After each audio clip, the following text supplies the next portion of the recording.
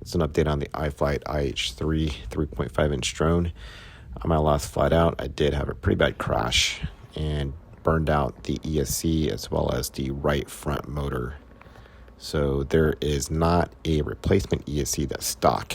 That is the E55 version. So I did find on race day quads as well as other sites this similar ESC from iFlight.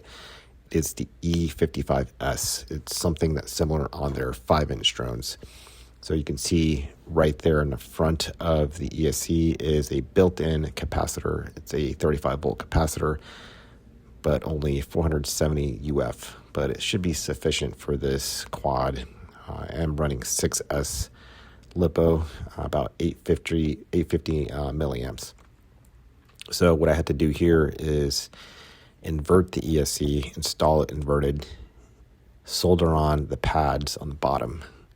So since the ESC does have the 35-volt capacitor installed, the clearance is an issue.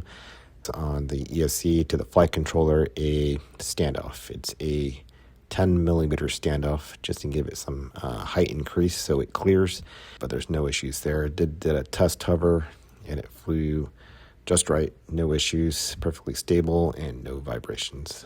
So if you ever have an issue where you have to replace the ESC, check out this component.